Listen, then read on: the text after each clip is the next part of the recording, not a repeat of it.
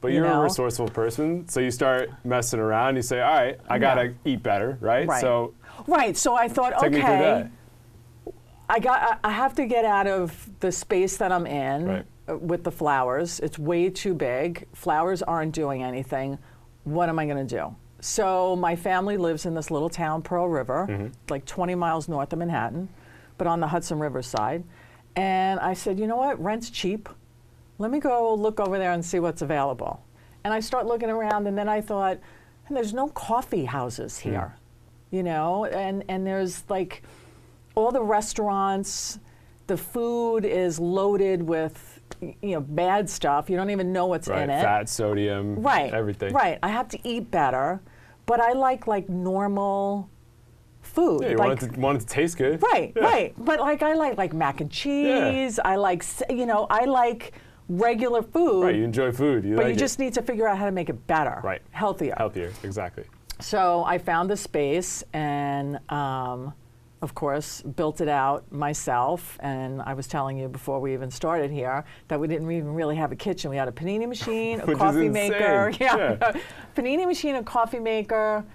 I think I may have had like one other weird thing because the health department, if I had a full-on kitchen, it would have been like a whole different animal. Right. And I didn't have the money to go down there. And plus, I didn't even know what I wanted to do yet. Right. You're still just trying to figure it out, let alone not having the financial backing you need. Right. Yeah. So, and I'm in this place. I set it up like somebody's living room. So I'm selling furniture. I'm doing... And coffee at the same time? Oh, yeah. All in the same place? And you could sit at the table and buy the table. That's how it was. It was. That's great. Right. So all of like my great furniture from my studio, from my floral studio, and all of the props from the parties that we did, I just slowly brought them in and sold them as I gotcha. Smart move. Right. Yeah. So you sit at the table, you like the table, have the salad, pay for the salad, buy Take the table with you. Have a great life. That's it. And then I did, and the town doesn't really have foot traffic, so that's why I had to do like a bunch of different things to kind of get money, you know, to sell.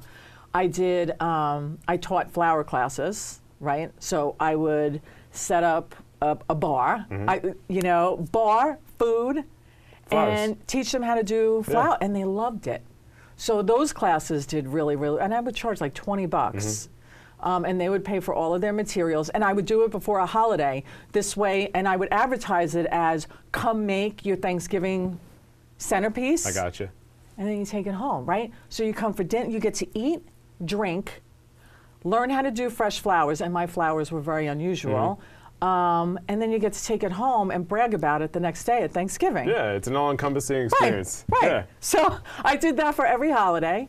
And then I would have independent film nights, charge them. We'd watch a small film, independent film, and then we'd sit around talking about it. Yeah, you're doing it all at that point. Do whatever I had to do. So you're starting to do that, and then how do the cookies come into play? And then it was like, okay, well, I need to really, I wanted to build another business. And I guess I always had like a little bit of an entrepreneurial spirit. So I played around with a bunch of different foods, and none of them I could figure out how to package them, or at least package them cheaply, and shelf life as well. So I thought about, I make great salads. I thought about salads with salad dressings. Salad dressings may come down the road. But I love sweets. So I started playing around with baking and realized that the baking that's done here and that's packaged is horrible ingredients. So I started researching like French baking, which their standards for baking are so much higher. Right. And so the cookies are based a little bit off of a French sable cookie. So the texture is not what we're used to here.